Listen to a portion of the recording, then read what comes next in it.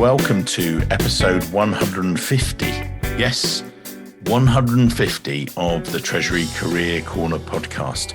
And as you can hear, a little bit different music. We're going to be just freshening up the show a little bit, and it's crazy. Over 52,000 downloads from you guys. How did that happen? It's been amazing. I'm loving the journey with you guys, sharing the stories. I'm your host, Mike Richards. We've got fresh new music. We've got some amazing future guests lined up for you each and every week. Amazing, fresh new content, continuing to talk to Treasury professionals about how they've built their careers, where they are now, and where they see both themselves and the Treasury profession going to next. But I thought, do you know what? It's a bit of a time to freshen things up. So we're changing things. But also I thought it was also time to maybe for you guys to hear from the team here at the Treasury Recruitment Company who helped me make the amazing podcast that is every week. And I want to pay some credit to them. So we've got the lovely Carly, who goes through the hassle of getting you guys on the show and getting that. We've also got, want to say a big thanks out to Content 10X. They do it every week. But then you're also going to hear from the other members of our team. So you've got Eira, who's returning from maternity leave. We've got Joe, who's running our UK desk. We've got Katie running Europe, and you've got me. I'm sorry about that. You can't have everything, but you know, it is what it is. So these guys get this great, amazing guests and everything else. We're going to try and not make it a total sales fest. It's more about trying to tell you about what we do, why we bring it to you. We've got these interviews with each member of the team, as I say on the show every week. That's enough from me. Let's talk to some of our guests, which happen to include me.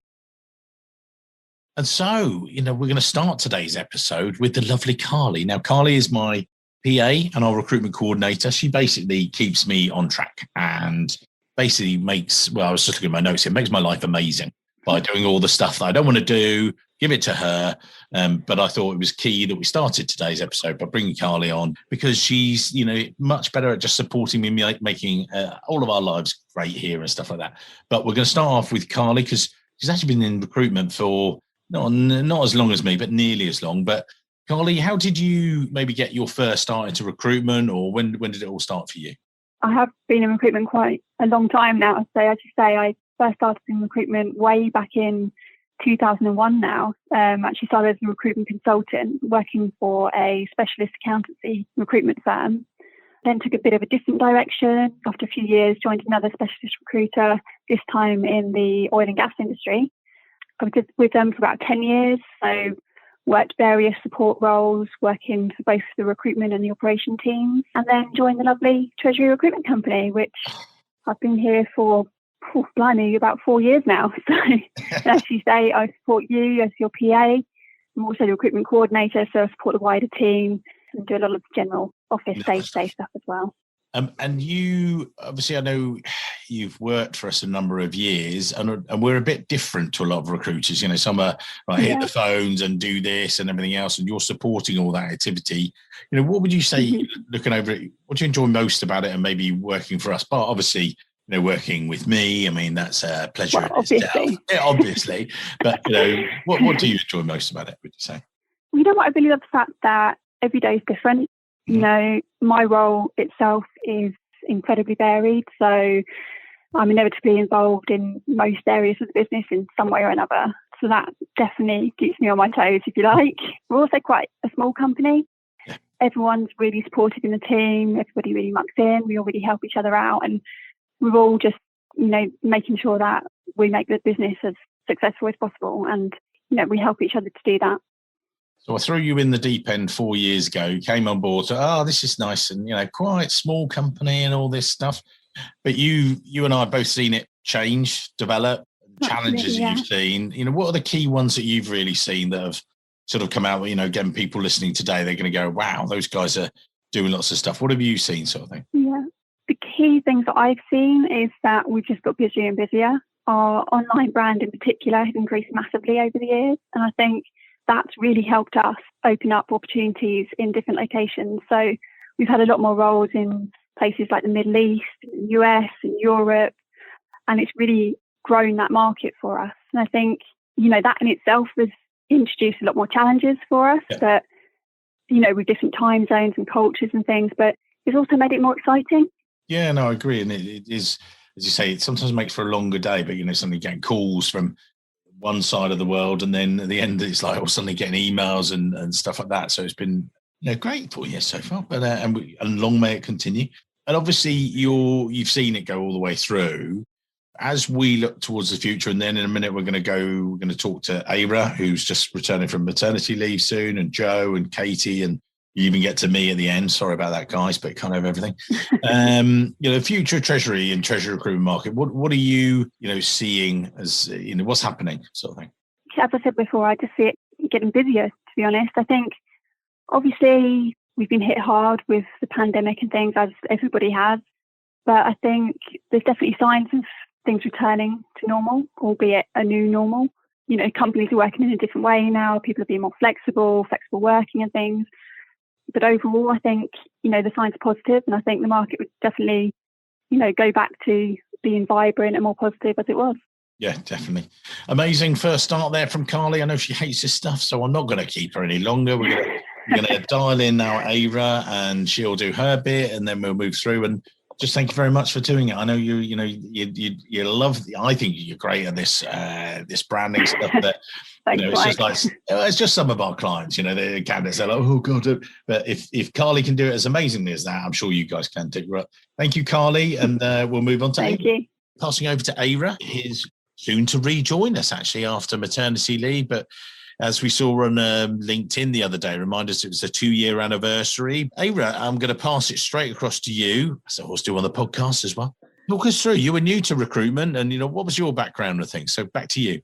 Prior to coming to the Treasury Recruitment Company, I worked as a manager for a concession. I'd been doing that role for 3 years. My previous work is retail. The reason I was good at retail was mainly the fact that I can talk to people really well and I enjoy chatting to people. And so I was like, right, I need to challenge myself. I want to establish a real career for myself. So I saw the advert to work at a Treasury Recruitment Company and just thought, I could do this. I've recruited my own staff. So yeah, and give this a go and see how I get on. And it was fantastic. And then you're still just finishing up your maternity leave. When you first came into Treasury Recruitment, we're going to hear from Joe later on in the episode. It's new to him, new to you. What was it like? What were your preconceptions maybe about recruitment? And then was Treasury Recruitment the same? And what was it like? My thoughts of recruitment was just kind of the mass recruiters like your Indeeds, where it's kind of fast turnover. It's sort of one job in, one job out, and there's not really a huge amount of contact with the candidates. There's not a huge amount of candidate care necessarily either. Whereas when I started at the Treasury Recruitment Company, it was completely different because it's a more of a boutique specialist recruitment company focusing purely on Treasury. There's a lot of care with the clients. We build really good relationships with them. And also with the candidates, like we build fantastic relationships with candidates sort of on a personal level. For me, I've got, obviously since I'm on maternity leave at the moment, I've had candidates message me sort of asking how I am, how my daughter is. And that's been really lovely because it's what we're able to do with our candidates isn't just the fact of we'll place you in a job. It's we'll place you in a job, but we'll stay in touch and we'll make sure that you're happy and just build real friendships as well, which I think is a real positive, and it's completely different, I think, to other recruitment agencies out there. Yeah, it is. And I think that's one you touched on it there, that it's about that long-term relationships. And, it's lovely to see. And, we've been getting the alerts to say, people are sort of saying thumbs up to you and congrats. And you're coming back to join us later this year. When you come back, obviously, you've had a baby during pandemic. Well done. Yeah. Thank you. Well, pleasure. And then congrats on that. And you're back in the world of Treasury recruitment. What have you missed about it? Or what, as we, then before we move on to Joe, what are your thoughts about coming back and things? I'm excited. I miss my candidates. I miss keeping in touch with them, seeing how they are. And the favourite bit is obviously placing people, but it's not because you put someone in a job. It's because when I've placed them, they're really happy in their roles. Before I went on maternity, I placed an amazing candidate, Anglian Water. And just to hear that she's still thriving, she's loving it, is the best news for me, because it's like, actually, I've really helped someone in the future. So I cannot wait to get back chatting to everyone and doing it all over again. Yeah, lovely. Well, Eira, amazing to catch up with you. Looking forward to you coming back later in the year. And we'll see you soon, and people can connect to you after the podcast and everything else. But now we're going to move on to Joe. So see you soon. See you soon. Bye. So, Joe, you were new to the world of Treasury recruitment, just as Eira was, the wonderful world of Treasury recruitment. Can you perhaps give us your background, and then we'll talk about your time at the Treasury Recruitment Company and up to now, which areas you cover as well. So over to you. I left college and started working at a pub for my friend. Really enjoyed my time at the pub. It gave me a nice bit of flexibility, meant I could go traveling, which has always been a big passion of mine. After working in the pub for a little bit, I finally decided I think I'd outgrown it. And speaking to Mike, he offered me a role at the Treasury Recruitment Company. Now, I went traveling for 4 or 5 months and really enjoyed that. Absolutely fantastic time. And Mike told me to give him a shout when I returned. Of course, upon my return, first thing I did, got on the phone to Mike, was really, really keen to get started. And I suppose the rest is sort of history, really. You were new, Joe, to the world of Treasury recruitment, as lots of people are. When you came in, you obviously coached you and trained you, and you first thought, oh, wow, I love these Treasury guys. What have you found since you've started? And I know we just heard from Eira there. She really enjoys talking to our candidates and clients, and the friendliness and stuff. And later on in the episode today, when I talked to Katie, Treasury not only is new, but also when we talk to really interesting Treasury people, you said to me before how much you enjoy talking to treasurers because they're really intelligent people, Treasury professionals right across the levels. What's it been like for you? Well, you're absolutely right. And I've really enjoyed it. In my past experiences, rather, I have been a candidate for past recruitment agencies. And I just found a bit of an issue was, in general, especially for general recruitment companies, you tend to be treated as a commodity. It's a bit more like a numbers game. And it was a bit of a concern of mine initially going into this world of recruitment, like I say, which is completely new to me. Thankfully, the way Mike tends to run the Treasury Recruitment Company means that for someone like myself, provides me the means to get great candidate care. And as we are a specialist company, it means that I can also talk to Treasury people and I get to solely focus on the aspect of Treasury. Well, sounds like a real love fest for us, but obviously we've been through some challenging times as well, Joe.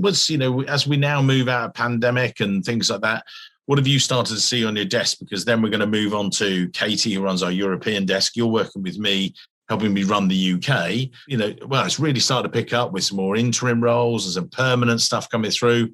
Just today we were talking about a couple of other inquiries from clients. Finally, we're getting inbound stuff rather than us all going out there. What's it been like? And, we're confident of the future. What would you say? Well, yeah, absolutely. And actually, I think for someone like myself, it was really strange because I joined the company, as I'm sure you're aware, at a very strange time. It was just leading into the second lockdown, so sort of September, October time. And it meant that the market was having a bit of a lull. But I actually, looking back at it, I'm very grateful for it. It meant a few months to get to grips with the role itself, introduce myself properly to lots of candidates and get a lot of conversations going, and allowed me that when the market did start to revitalize itself, I mean, I could hit the ground running and just be able to kind of pick up, hopefully, where I would leave off. And I'm looking forward to Joe having lots of success, helping lots of people, placing lots of Treasury professionals as we help them get on with their careers. But anyway, enough from Joe. Now we're going to make the move across, to Katie, who runs our European desk. Obviously, Katie's worked for a number of years with me. Lucky lady, putting up with me. I do apologise. I know, you can't have everything. Katie, take us back to the dim, distant past. What's your background? How do you, before you discover the wonderful world of Treasury recruitment? Over to you. Hi. So I've been in recruitment now, as you've kind of said, for a long period of time, over 16 years. I started my career with a specialist retail recruitment business. So I really learned the ropes from the ground up and got my foundations in place for recruiting. It was a very interesting time to be in recruitment back then, particularly retail, as it was so fast paced and it was a very competitive market on the agency side. I love that though, as I'm definitely not someone who is afraid of a challenge. I progressed really quickly within the business, and by the end of my 4.5 years there, I was managing one of the top performing teams in the business. From there, I then decided to make the transition onto the other side of the fence, and I went into in-house recruitment. So I headed up recruitment teams for a large fashion retail chain, then a smaller, higher end fashion brand, and then finally, my last in-house role was at Hotel Chocolat. Sorry to jump in, but what was that like? What was the you crossed the fence, if you like? So you've gone that, you've gone recruitment to in-house, and obviously that helps when we're talking to clients. And then you've come back across, before we get into, working with us, how does that make it different from just your, typical high street recruiter, or a recruiter maybe that works for one of our rivals? Why is that important, do you think? Going on the other side of the fence and then back again, if you like, it really gives you far more of insight into, I guess, the challenges, the frustrations of being on either side from either party. So if you're a client or you're an agent working with a client, I think for me, it's around actually how do you really form those strong long-term partnerships with clients and candidates. And I think it's easier to work with HR and in-house teams now because I understand how they want to work with their agencies. The time that I had in-house, all of those roles were very fast-paced. They were very challenging. I got to recruit across all departments at all levels. You had various different hats on. That whole piece gave me valuable experience for the role that I'm doing now. I then made the decision after about 10 odd years to get back into agency recruitment again. I wanted to have the variety, but also I wanted to become more of a specialist. So I moved into a bespoke specialist fashion agency, again, where I worked with a multitude of clients across the globe, doing various different levels of roles. And that was before I joined the team here. Again, I don't want to just do this as a sales fest for the Treasury Recruitment Company, but let's do it anyway. Treasury. We're recruiting at the moment. I'm saying to people, you don't need to know anything about Treasury to get into Treasury recruitment. It's about the recruitment skills, about listening to people. People don't move Treasury jobs because, they don't like the Treasury management system where they're working, or the way that cash is approached, or the FX risk thing. It's because they're struggling with their boss, or they're not getting the progression, or the job's not challenging them. There are other things about working from home and things. So you came in to a specialist company. What the specialist Treasury recruitment? What's that been like for you, would you say? I mean, to be perfectly honest, I didn't know much about Treasury before joining the business. Throughout my time before, I had recruited various finance positions, and I really enjoyed working on them. And I think that there are, to some extent, some crossovers, but Treasury was never an area that I touched on. I think for me, to be a good recruiter, it's, as you said, it's about understanding the individual, their motivations for seeking a new role, or on the flip side, understanding a client and what they're looking for in a new hire. I don't believe that you need to be a Treasury expert to do this. It's more about being good at recruitment. And I think for me, over the time that I've been working at the Treasury Recruitment Company, the actual physical Treasury understanding has been fed to me, if you like, through my clients and candidates, and that's where the expertise has come in. I do think that the foundations of recruitment remain the same wherever you go.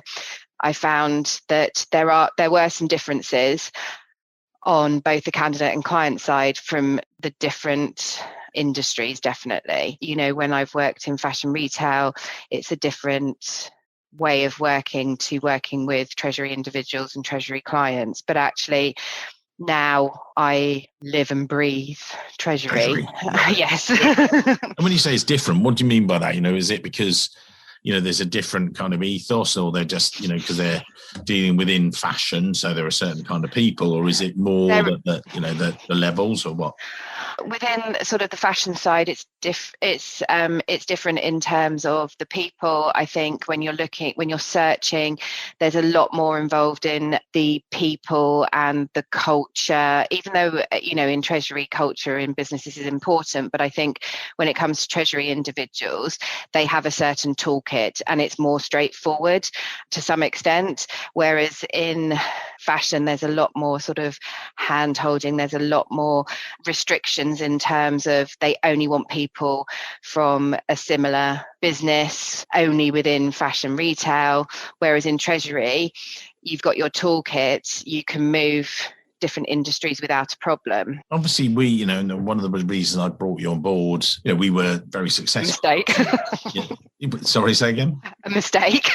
No, never. It's been brilliant. But it was an interesting one because we'd not lost our focus, but we were trying to support the UK, Europe, the US. And, I knew that I needed an experienced recruiter, and that's why I brought you on board. And it's been brilliant since you've been there. No mistakes there. It's actually been brilliant, but you sort of re-establish yourself across our major market, Belgium, Switzerland, Luxembourg is a big one for us as well. And we're really sort of, going back there, and we've done some really great campaigns in all of those over the past few years since you've been on board, most recently, great deputy treasurer role in Belgium and things like that. Now, we spoke about this and we speak about this regularly, but we're based in the UK, but I think the pandemic has, proved that most people could not work remotely, but you can be based wherever it is to actually service it as long as you're great recruiters. But why would you put it, without just being a total sales list, but someone listening today, they're listening from France, Belgium, wherever it might be, and they're thinking, well, why would I go to a specialist treasury recruitment company over going to my local agency? What are the things that you think are important there? It's important to say, and again, not as a sales pitch, but we are a specialist company. And so actually we have pre-existing networks within each of the local regions. We're very active in those treasury communities. So, as you've kind of touched on, we visit our markets, obviously outside of the pandemic. Yeah. We speak at conferences. The difference is that the majority of agencies are generalists. So actually, they may have touched on in the past a treasury position, but it's not something that roles that they work on day in, day out like we do.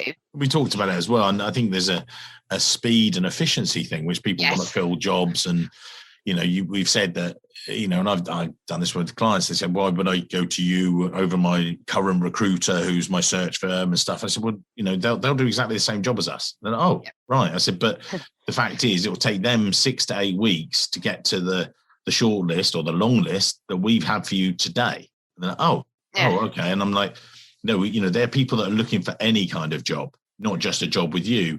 Whereas, when we came up, again, when we did this recent campaign in Belgium, we had a really great response, didn't we? And we both loved working on it. And actually what happened from that was, and the client was like, that's why I came to you guys, because I know, he's known us for many years, not used us until he needed to. We're there in the event of need. I was banging on about it and things like that. So, pandemic wise, we've been through it. We've survived it, if you like. And, I've been quite lucky with some of the roles that I've been doing globally with, some companies out in the Middle East and various and stuff like that. But, what's the market been like, for you and across Europe as we sort of wrap up in your section, then you get your own back and get to ask me some horrible questions. I think, as with all businesses globally, COVID has had an impact on the market. I think last year, a lot of businesses and the majority of treasury departments were very much in crisis management mode. And, with Europe, they were sort of in a different phase than we were in the UK. I saw a lot of European clients continue to recruit. It was a more lengthy process and it wasn't as much of a priority as it was before, but they continued to recruit. One of the areas that was new to them was about onboarding people remotely. I had business in France. They started 2 candidates remotely before it was safe to relocate them over to France. I was working with a client in Germany. So it was ticking along, but it was taking longer. I think, the European Treasury markets come alive again. We successfully placed Deputy Treasurer for a client in Belgium. We've been working on assignments in Germany and Switzerland, and we're continuing to see movement and roles coming in.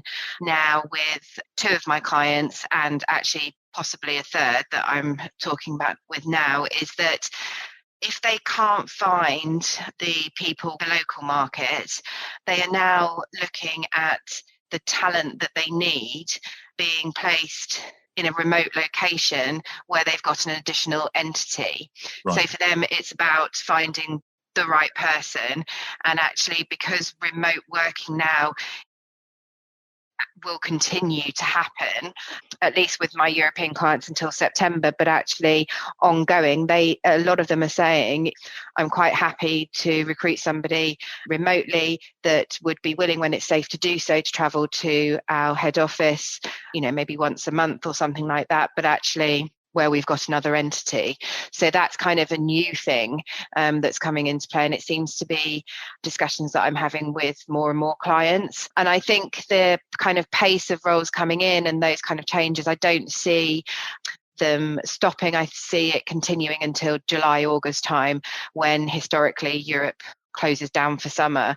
And I think after the last kind of 18 months, well, it was nearly 18 months, I guess, of the whole pandemic, I think people will take that break across Europe. Why bother to use TRC? Why bother to use any recruitment company over LinkedIn? I keep seeing, people, I know some of the reasons in my head, and we'll sort of just explore those briefly, but, what value do we add over LinkedIn? Surely they can just, people can just advertise on LinkedIn. What have you been seeing with your European clients? Because I know, you and I just talk about this, that you see a client put it out there and then the floodgates open. But what have you seen there? Obviously, I used to do that as well. I think what's been happening is that you've got an in-house team that, I suppose, if you compare them to agencies, are more generalists. We know that Treasury is very, very specialist. It's a harder to fill role than if they've got another kind of position on like customer service or something like that. And actually, a lot of the in-house team don't really understand what's the requirement, if you like. So I think that's why they default much quicker to an agency, and especially a specialist, because of the timelines. It's become even more important to sort of strengthen that team. And I think it's around using an agency that's got pre-existing relationships. It's going to make the process quicker, and you're going to know that it's in a safe pair of hands to find the right person. My current client in Switzerland, had done their own search. Her exact words to me was, I don't have time to go deeper into this. When you advertise the role, you don't necessarily get the caliber that you want. Coming from in-house, I always wanted the people that weren't actively applying for the positions. That means that you do a dedicated search, or you go to an agency that have those people. Wow, Katie, thank you very much for all that. We didn't want it to be a complete, us and look at us. It's more trying to, get across to people, why you run Europe and why you're doing a great job. And as it starts to come back, we're nicely positioned, sort of thing. But as always, this is a horrible bit. When I do the usual weekly podcast, I try and say to people, oh, it's your show, you get to talk. Well, unfortunately, guys, you get to listen to me. Can't have everything, I suppose, but, did show up and did subscribe to the show. I mean, I hope people don't unsubscribe. But you're your turn to get your own back on your boss. What questions do you have for me, Katie? Weird. Go. I think that, people know that you've kind of been in recruitment for a while now, a bit of an old hat about it. I guess it would be good for people that don't really necessarily know your background, just to get an understanding of, how you got to where you are now. So when I was a small child, I've heard that with some candidates recently that literally start off with, so I was at school. I'm like, can we jump to university? Well, actually, I'll start there. Weirdly enough, a lot of people don't know. Sometimes they say facts about people you don't know. I'm a fully qualified primary school teacher and found myself as a Treasury recruiter 30 years later. No, I originally did a teaching degree and actually was talking to a client about it the other day, an education group we were doing some recruitment for. And I said that I was doing supply teaching or substitute teaching, as they call it in the US. And they said, you should do recruitment. And I was like, recruitment, not sure. Didn't have, that strong a reputation at the time. And I said, well, what do you do? And they said, well, you talk to people and they pay you. And I thought, two things I like and can do, be paid, that is, and everything else. So I started to talk to teachers, and that was great, placing them into various schools and things. And then after about 3 years, I was doing well at the group. I wanted progression, and I had a recruitment to recruitment guy, and that for people that don't know, that's someone that places recruitment consultants into other recruitment companies. I'd never do that because they spend all their day talking to recruiters like us. So basically the guy said, oh, you should do financial recruitment. I was like, really? And I'm not sure about that. And he said, Mike, it's twice as much pay because the people get paid twice as much as teachers as a minimum. I was like, right, where do I sign? And that was it. And I joined a company called Robert Walters, a very big UK financial recruiter. And when I turned up, they didn't have a Treasury division at all. They said, look, we got this list of Treasury names. Talk to the people, which I did, called my way through the 250 names, got to the end of it. Lots of people have moved on, literally, physically and everything else. And I found myself right back at the beginning. And so it was networking, it was pre-LinkedIn, then going and meeting lots of treasurers, finding out what they did. And even then I just got in, I loved talking to treasurers. I loved Treasury professionals and the stories and the industry. Found that, Treasury itself is just fascinating. Because a lot of finance, when people ask me at a dinner party or went out with friends, they say, well, what's Treasury then? I said, well, you've got, financial control, which is today's money, has to be done, and looking back over it and things like that. You've got tax, moving the money left and right and making sure you minimize the tax bill. Then you've got Treasury, and that's about today's money and all the future and all the different things you're going to do with it. Are you going to go buy companies? You're going to exciting areas, and that's why I've always found it. And so that's what I did very well there for a number of years. And then I thought, right, where am I going next? Was approached by a search firm, joined them to do executive search, but still focusing on Treasury. They wanted me to do other generalist areas, but I'd fallen in love with Treasury by then. And back in 2002, I set up what was then called MR Recruitment, as in Mike Richards Recruitment, a bit of self-love there, but it was more just me and a friend talking one day, and he said, you could be Mr. Recruitment or MR. I was like, yeah, that'll do. And we kept that for ages. And then about 6 or 7, I think it was about 7 years ago, I was doing a lot of stuff, story brand and looking at various other bits about honing your message so that people knew exactly what you did. And we do Treasury recruitment, and we do it on a global scale. So we branded as the Treasury Recruitment Company. And we've just grown and grown. We cover globally. It's been good fun. Enough talking. I need some questions. I know. Since starting the Treasury Recruitment Company, what would you say has been sort of your biggest success story? I know you're going to have to pinpoint one of many. Are you able to share with us? Yeah, I think there's a few. I think there's the people that I work with. I think it's always been good. I mean, you heard earlier in the show from Joe and Eira and Carly, and work with some great people, and bringing in someone like Joe who was new to recruitment and everything else. It's sort of the satisfaction and yourself and things. But you're an experienced recruiter, so it's like with Joe, it was about bringing in the good bits of recruitment, showing him how to do it, and and coaching him. With yourself and bringing you on board, Katie, it was, you'd worked for a number of recruitment companies, and it wasn't being, well, how many calls have you done today? How many, and there being this stick to beat you with. Recruitment's not about that. It's about having great relationships with your candidates and clients, talking to them, and you might talk to them today, and then you might not do a piece of business with them for 3-5 years, but every year you're catching up with them, you're giving them advice about their salary, you're helping them. So I think that, I know that's a big one. I think probably one of the biggest successes, recently recruited a global treasurer for one of our clients out in what was Saudi Arabia, the biggest placement I've ever done, and amazing.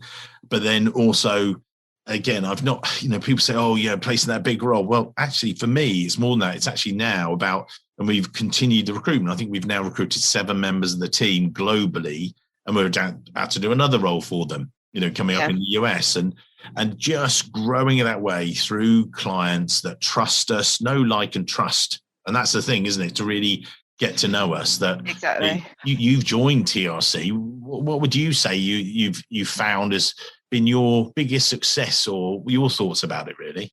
Because those roles don't come on sort of 6-monthly or yearly or anything. It is about really building that partnership, and it's not just about that role at that time, it's about actually supporting them going forward. And our client in Belgium, who we placed deputy treasurer for, as you mentioned, he's worked with us before, but actually it's been a long time since he's had the need to recruit for another position. So actually he wouldn't have necessarily come to us if it hasn't been for that continual touch base and working on that relationship. Because those roles don't come as often as in other industries, it's about what else can we do to support the Treasury communities.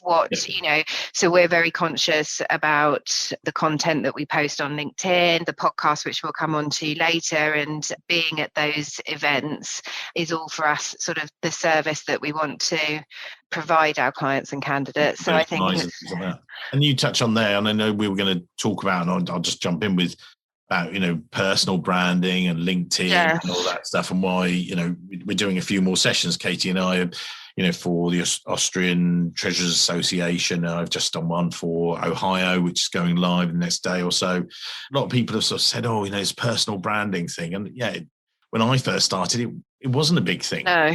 And now it is. You have to think about your social media profile because it's out there all the time, 24/7. It's either selling yourself or not selling yourself, and you can't afford to, take risks with it. You've got to protect it, as it were. Yeah. So that's one of the key things. And what else have you seen sort of in the world of Treasury recruitment change? Obviously, that's one kind of area that's become more of a focus. Is there any kind of other key things that have sort of changed since you've been doing this? Yeah, I think the access and content and information and the and the flip side, there's also information overload. There's a lot of people going, crumbs, there's so much out there, but actually that's a positive and negative, and it's trying to sift through it. You go on our website, and again, it's not just to be a constant sales pitch. It's much more that's why we're just redoing our Treasury TV area. So go to treasurytv.com, and in there you'll get lots of videos and lots of advice and lots of practical advice. We did back in the summer, when it was, the pandemic, midst of the pandemic, people couldn't do anything. And I miss it, actually. We're gonna try and do some more of these group calls. We did, Katie, myself and Eira, we hopped on these bounce back where we did the 6-week course where we help people bounce back, and people were going, are you charging for this? I was like, no, because it's the middle of a pandemic. No one's got any money. Everyone's up against it, but there are still people that need stuff. And we did our bounce back program. It's just brilliant. And I look back at some of our group calls the other day, and it was great to give back. And I think that's the thing. It's much more, you don't have to go and meet everyone for a coffee face to face. We can Zoom people. We can do that. But people want advice. People need, advice from us, and and it's easy to go and get it. You can go on the web, you can find it really quickly, sort of thing. That kind of leads us on to talking about your podcast, because again, that is about sort of showcasing people's experience. When you kind of see other businesses sharing podcasts, you feel sometimes that's a platform to sort of showcase their own business. It's 2 questions from me. What was your inspiration in starting the podcast that have been sort of hugely successful and continue to do so? And would you say that that's true of your podcast, that it's a forum for you to sort of showcase us as a business? Yeah, I think one sort of leads into another, just as you say, but the reason I did it with the inspiration, I originally thought about doing a podcast 10 years ago, before podcasts were really there. I looked back and saw some notes the other day, and it said, do a podcast, blah, blah, blah. But my original thought back then, I'm glad I didn't do it, because I think it would have been rubbish. I think it would have been, and I chose not to do it because I didn't want it to be rubbish. And I knew, because I thought, I'll do about recruitment and things like that. And I thought, do you know what? If I did recruitment, I listened to some recruitment podcasts, and I loved some of them. There's a few that I've, subscribed to, a few I don't.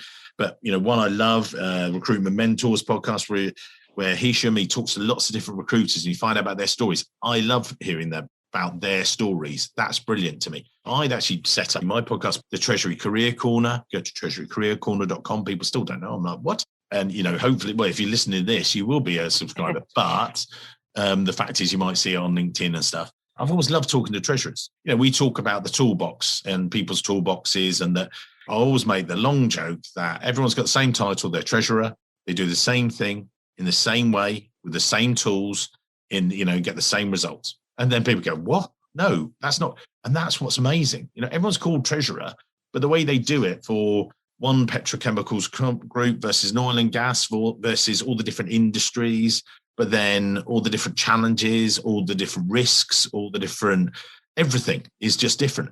And actually, that's what we bring to life. This is the 150th episode.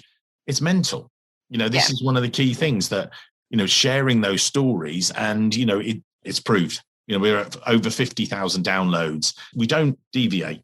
That's one of the other things. Someone asked me the other day, they said, in fact, I was talking to a guy in California yesterday, and he said, are you going to diversify? I went, no, it's called the Treasury Career Corner for a reason. I said, I don't want to, I like talking to CFOs, but that's not what I'm about. I don't want to go into, lots of different areas. We focus on corporate treasurers. We do some banking work, but predominantly our work is in corporate. So we stick with that. We stick to our knitting. We work our niche. Is it a thing to showcase other businesses? Yeah, potentially it is, but I'm doing it more because, again, if someone said, well, all the treasurers, yes, we do. We know all the global treasurers. So if a client is out there looking and wanting to go, right, do these guys know, as you said, the C-suite, the top table? Yes. Do we also know the guys just starting out in their careers and just learning the ropes? Yeah, we do. And it's really to show that we've got that breadth, and it is, again, this guy I was talking to last night, he said, really, you work your niche, you're an inch wide, a mile deep, but literally we do work that mile, we do the hard miles, and we're talking to treasury analysts and dealers, and one day we're helping them through the podcast get to the role of group treasurer. Yeah, that's one of the key things. A lot of people, and I know we've touched on it when we were talking earlier, we are a UK-based consultancy. We all, yourself included, talk about having global presence. But I guess for the listeners, is it fair to say that our main market is the UK? It's not. And that's one of the key things. And I know we spoke about, we look at some of the numbers, we do more business outside of the UK than we ever have done in the UK. And in actual fact, in the past, I remember one of our years when it was a bit of a boom year, we did, I think it was nearly 40% of our business in Switzerland alone. It was just like, it was a crazy busy year. And it was great going to Geneva a lot and Zug and Zurich and things, and loved it. But we've recruited over on the West Coast of the US. I'm working, as I say, sort of Midwest. I've got a couple of roles over there. We're working, it just keeps going. East Coast, we've got some stuff in the US. UK, obviously it's a home market, so we know lots of people here, we talk to lots of them, but we don't mind. I've got amazing guests on the show, and I'm working with a lot of those guests, US treasurers, UK, international, global, wherever treasury is, and you're running our European desk. Yeah, we know those European people, we know, and they can make the move around. It's like, going back to that question about being a Belgian recruiter and just knowing your home country. Well, the fact is, if you've got a good Belgian role, as we had, we both worked on it together. We were considering people from France, Luxembourg, UK. We looked at a couple of US people, but they had to have a green card. One of them did, so that was great. So we talked about them. And that's what it was. So we were truly looking and sourcing people internationally for that one. And we knew that when we got that one great person, they were the best person for the job. And again, so right the way across, and we do a lot of more work in the Middle East now, and placed into Australia. So yeah, truly, and if we're doing more work outside of the UK than in it, it means that we know the UK market, but just being global, it's just great fun. I mean, it sometimes can be longer hours, which is a challenge, sometimes West Coast of the US and stuff, but we're up for it, not afraid for it. And you've touched on it a couple of times in that answer around sort of America. So you've been working and recruiting in the US since 2012. Obviously, you've mentioned about a couple of clients recently. How is the US going? Just going back, in fact, we started earlier than 2012. We went there in 2008 and thought, wow, here we go, great land of opportunity. Yeah, scary. Just as subprime came over, just literally everything shut down, shut us down. I was like, oh my goodness. So we sort of just headed back sort of thing. Actually, back in 2011/12, that's when we restarted, I would say, in the US. And in some ways, in the US, it's still crazy. We've been going there for 10 years, and we're still a startup business. People are still, a specialist treasury recruitment company. You've been going for 10 years. Well, yeah, but we're not just us. We've got a team of that combines over 30 years experience. So when we get asked a question, can you help us recruit this? Again, as I was talking to this client over in Boston, we need a treasury analyst. Can you help it? Yes. Actually, but we might need a group treasurer. Do you do that level? Like, yeah, that's what we've been doing for 25 years sort of thing. Oh, okay. So, that brings with it its own strength and stuff. And I just, it's great. And I can't wait to go back to the US. This past year was due to be my 10th year of speaking at the Chicago Treasurers Conference, and I've spoken in New York, done a lot of the AFP conferences, and it'd just be great to see people. But I think one of the exciting things is we're going to bring back later this year, for instance, we do the podcast, and then from that, I then came up with this Treasury Career Corner Live, which is like a sort of an event where I interview some treasurers live on stage. And what we're going to do is probably bring it back in the UK, because we're getting further ahead with the vaccine. So it's meaning hopefully we can get a lot of us back in a room and then head to the bar straight after. There's a theme here, isn't there? But joking aside, one of the nicest, if I can get, say, I'm thinking, get 2 treasurers live on stage talking about their careers, and maybe then have a virtual treasurer there, someone from the States and joining in and things, and we can send them some drinks to enjoy with us as well. But then in front of a live audience, say 80 people, but then, we're doing all these great virtual events. Well, let's blend it, and then let's have it live streamed to, say, 400-500 people globally that can also enjoy that experience. And then maybe they go to their fridge and, can crack open a beer, and, we can be cheersing them and stuff like that. But, it's about bringing those treasury stories to life, seeing how those people, those treasurers achieve success. What are their keys? What are the learnings? And you get that every week on the podcast. Every week we finish it with the top 3 tips. And we've had such a range of it. We've 150 plus guests, and each time I ask for a minimum of 3 bits of advice. So you're looking at 500 pieces of advice at least. Can't wait to be traveling a bit. The other year I did, I think, 13 conferences. That was too many. I remember that. Yeah, too many. It was just a bit broken. You're just running from this and trying to recruit. Now it's a bit more balanced. So I think actually that, some of the learnings of the past couple of years, you don't need to be everywhere. We said it to one of the guys actually at the time, David. He said to me one day, he said, "Mike, you're everywhere." I said, "David, I'm not everywhere." He said, "Oh, right." I said, "No, I'm everywhere you are." And that's my, I'm everywhere that you should be hanging out as a treasurer, that I'm at the conferences. We've got the knowledge. Yeah. We're supporting the treasury industry and treasury, professionals by, giving back. When it is the right time to make a move, that's what we do. And that's, that sounds a bit, altruistic, but we're there for the long term. And I just loved it, and continue to do so. So I'm grateful to what the industry's done for me. Obviously, you've just touched on something that we're bringing back this year, hopefully. What else can our listeners and our communities see us sort of delivering this year? Finally, after 20 years, when I first started it, when I were a child, many years ago, I did it. I hated our salary survey I did in my previous companies. I was physically asked, and I've done it on videos as well, where someone said, "Well, what's your most junior treasury analyst paid?" I went, "This." They said, "What's your most senior treasury analyst paid?" I went, "This." I went, "All right, that's your range." I went, "That's not range. That's just 2 people." And they went, No, that's what we're going to put in our salary survey. And I know they still do it. It's just baloney. It just winds me up.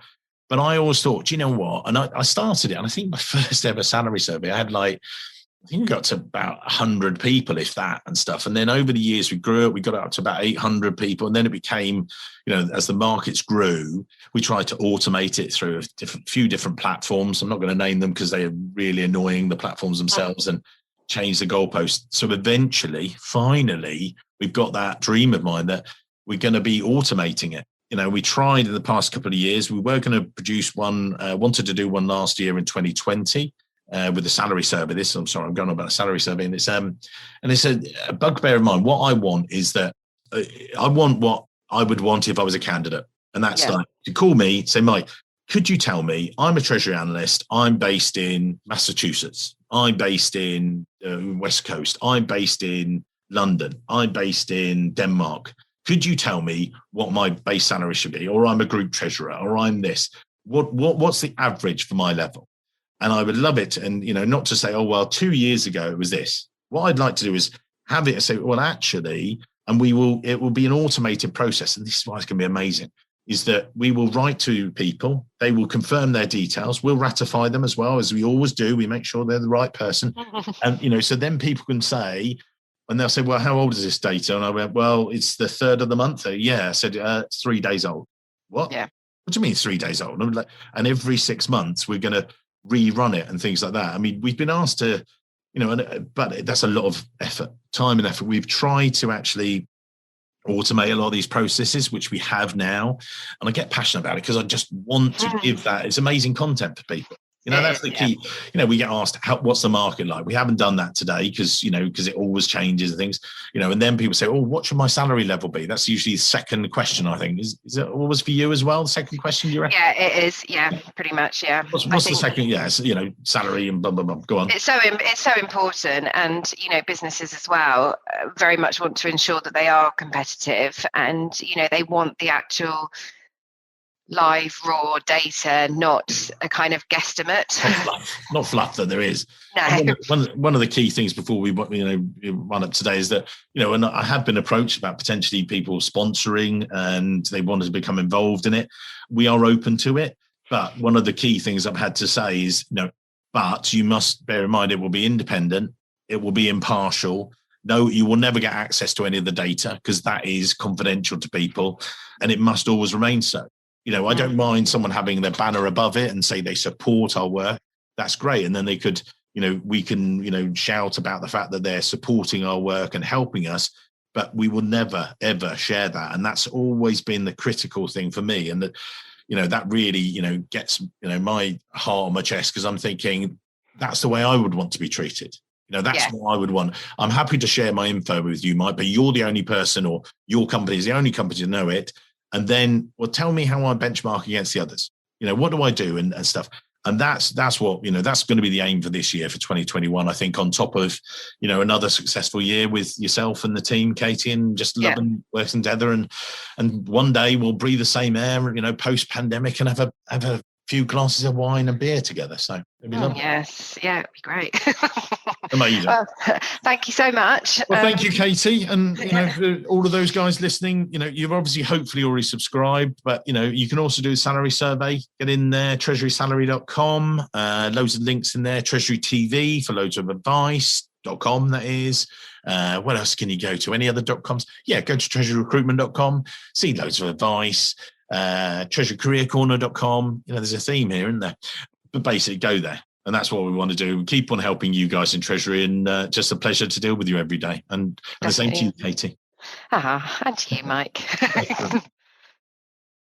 So I hope you enjoyed today's show as much as we did, and hope you're enjoying some of the new soundtracks that go with it. Here comes the final bit. I hope to talk to you all soon, and we're going to freshen up the show and continue to develop. If you've got other comments, feel free to drop us a line. My direct email, mike@treasuryrecruitment.com, and we won't keep it being a sales fest. We wanted to keep it focused on the guest, but I hope you enjoy it. So enjoy the new closing intro music, whatever you want to hear. All right, many thanks.